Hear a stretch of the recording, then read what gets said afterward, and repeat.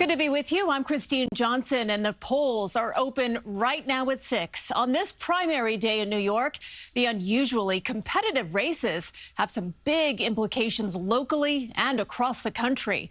Mayor Mamdani has thrown his support behind a number of progressive candidates, and this is the first test of his political might since his own election back in November. More on that in just a moment. But first, the polls opened at 6 a.m. and they won't close until 9 p.m. tonight. In addition to the congressional races, there are also state, legislative, and judicial matchups. Voters we spoke with say two issues that are always front and center remain so today. Voting is going to help us change what we need to have changed. I've been really affected personally. So I used to work in global health. The closure of USAID has affected me. We have team coverage for you tonight here at 6. Marcia Kramer standing by with the inside analysis of the voter turnout and also some political implications. Let's begin with Bauman. She's live in Brooklyn with more on a key matchup between former Comptroller Brad Lander and sitting Congressman Dan Goldman. Allie. Christine, District 10 is among the most diverse in the city, with immigrant enclaves like Chinatown, as well as some of New York's richest neighborhoods like Tribeca and Brooklyn Heights. And in the final hours of this race, the issues of Israel and anti-Semitism are center stage.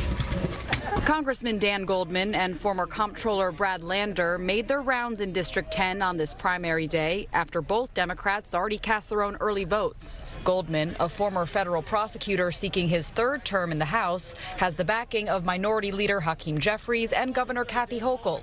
Lander, the former city comptroller and mayoral candidate, is backed by Mayor Mamdani and Senator Bernie Sanders. I want to see more progressive candidates, people who are trying to push for more for everyday people. Counter the mayor, a little bit more balance. So many. Affordability in New York City obviously has been a theme this year. Ending the genocide of Palestine is a theme for me. Coming to the forefront of this race is the U.S.'s relationship with Israel and Goldman's relationship with the pro-Israel lobbying group AIPAC. I think AIPAC is playing a corrosive role in our politics right now, flooding dark money into races in order to try to sustain unconditional support for Netanyahu's wars.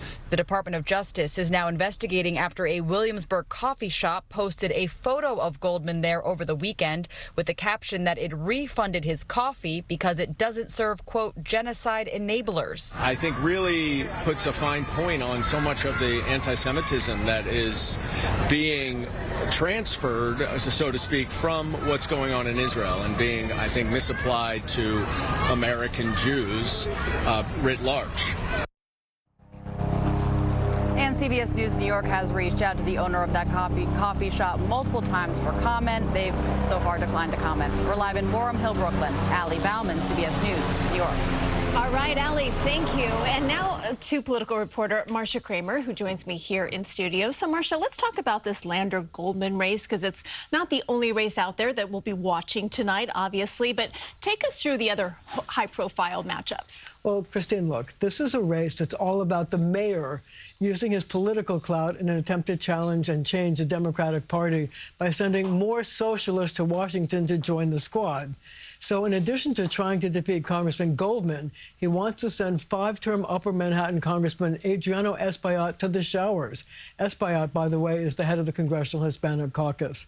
The mayor is also backing Assemblywoman Clara Valdez to fill the seat of retiring Brooklyn Congresswoman Nydia Velázquez. Velázquez is backing Brooklyn Borough President Antonio Reynoso. What's behind this? The mayor's been in office, under 6 months. So he's still pretty new. Why is he trying to put his stamp on these races? Well, Christine, some would say it's part hubris and part desire to have the United States take a more socialist worldview, which for him means putting working people first. But it's a very, very big risk. On the one hand, if he succeeds in sending two relatively unknown people to Washington, Clara Valdez and Daria Lisa Aviles Chevalier, it will be a warning that to other long-term serving elected officials that they could be vulnerable. Like, for example, Senator Chuck Schumer, who has represented New York in the Senate for 27 years, and Senator Kirsten Gillibrand, who has been in D.C. for 17 years. So is this behavior, this brashness, has it upset other officials? Oh, my God. Absolutely. His endorsements were a poke in the eye for Governor Hochul, House Minority Leader Hakeem Jeffries, and outgoing Congresswoman Nydia Velázquez.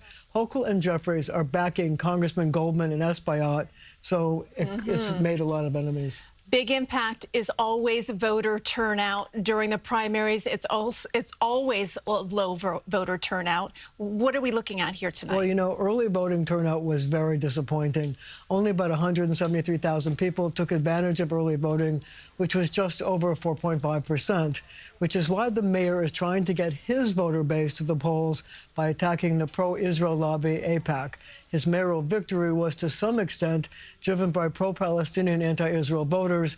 The mayor will have made more than, get this, a half dozen campaign stops just today before the polls close, because, as always, it's going to be up to voters, and he's determined to try to get his supporters to try to influence the election. Okay, polls close in less than 3 hours, and we'll start having some of those early results right then. A big moment for the mayor. Absolutely. Marcia Kramer, thank you. Look forward to your reporting later tonight.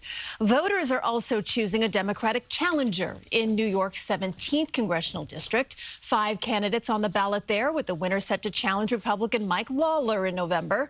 Polls have shown Kate Conley and also Beth Davidson leading the pack. Turnout was light at Caputo Community Center in Ossining. One young man voting in his first ever primary told us which issues drove his decision. I would say the issues important to me would be stopping the overreaches of ICE, protecting the rights of the LGBTQ+ community, generally standing up for all constituents equally, upholding, all those good values. New York 17 covers all of Rockland and Putnam counties, northern Westchester, and a sliver of Dutchess County. Stay with us for continuing coverage of the New York primaries. We'll have the results after the polls close, and also a complete wrap-up for you on CBS News New York at 11 o'clock.